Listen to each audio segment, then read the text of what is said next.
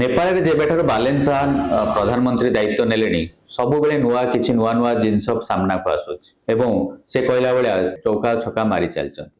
Recently କ'ଣ ହେଇଛି ନା ତାଙ୍କର ଯୋଉ ହୋମ ମିନିଷ୍ଟର ଥିଲେ ସୁଦାମ ଗୁରୁଙ୍ଗ ସେ ଇସ୍ତଫା ଦେଇଛନ୍ତି। କ'ଣ ପାଇଁ ଇସ୍ତଫା ଦେଇଛନ୍ତି ନା ତାଙ୍କର ନାଁ କିଛି ଫାଇନାନ୍ସିଆଲ ଇରେଗୁଲାରିଟିଜରେ ଆସିଥିଲା, ଯାହା ପରେ ସେ ଚାହୁଁଥିଲେ ଯେ ସେ ଯଦି ହୋମ ମିନିଷ୍ଟର ରୁହନ୍ତି ତାହେଲେ ତାଙ୍କ ବିରୁଦ୍ଧରେ ଯୋଉ ଇନକ୍ୱାରି ହବ ସେଇଟା ଯେମିତି ପ୍ରଭାବିତ ନ ହଉ ସେଥିପାଇଁ ସେ କ'ଣ କରିଛନ୍ତି ନା ସୁଦାମ ଗୁରୁଙ୍ଗ ନିଜେ ଇସ୍ତଫା ଦେଇଛନ୍ତି ଯେ ଯୋଉ ପର୍ଯ୍ୟନ୍ତ ସେ ଇନକ୍ୱାରି ନ ସରିଛି ମୁଁ ଇସ୍ତଫା ଦେବି ଆଉ ହୋମ ମିନିଷ୍ଟ୍ରି ରହିବିନି। ଦର୍ଶକ ବନ୍ଧୁ, ଏଇଟା ଡେଫିନେଟଲି ଗୋଟେ ନୂଆ ଦିଗ ରାଜନୀତିରେ ଯଦି ଦେଖାଯାଏ ଏଭଳି ରାଜନୀତିଜ୍ଞ ଆସିବା ଦରକାର।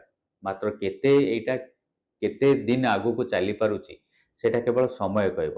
କାରଣ ଭାରତରେ ଯଦି ଆମେ ଦେଖିବା ଅତୀତରେ କେବଳ ଲାଲ ବାହାଦୁର ଶାସ୍ତ୍ରୀ ଥରେ 150 ଲୋକ ରେଲୱେ ମିନିଷ୍ଟର ଥିବାବେଳେ 150 ଲୋକ ଗୋଟେ ଆକ୍ସିଡେଣ୍ଟରେ ମରିବା ପରେ ସେ ତାଙ୍କ ମିନିଷ୍ଟ୍ରିରୁ ଇସ୍ତଫା ଦେଇଛନ୍ତି।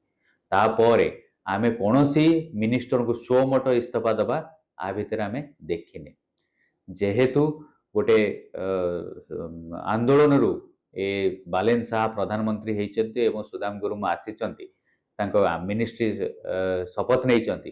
ତେଣୁ ଦେଖାଯାଉ ଏ ଯୋଉ ଦେଶ ପାଇଁ କିଛି କରିବା ସେ କେତେ ଦୂର ନେପାଳକୁ ଆଗକୁ ନେଇକରି ଯିବ ଏବଂ ଏଇଟା ଯଦି ଏମିତି ଚାଲି ରହିଲା, ଏମିତି ଠିକ୍ ଡିସିସନ ନେଇ ଚାଲିଲେ ଏବଂ ସମୟରୁ ସମୟ ଏଇଭଳି ମାନେ ନିଜେ ରେସ୍ପନ୍ସିବିଲିଟି ନେଇ ଇସ୍ତଫା ମନ୍ତ୍ରୀମାନେ ଇସ୍ତଫା ଦେଲେ ତାହେଲେ ଡେଫିନେଟଲି ଏ ଯୋଉ ରାଜନୀତି ବିଶ୍ୱର ରାଜନୀତି ଗୋଟେ ନୂଆ ସନ୍ଦେଶ ପଠେଇବ।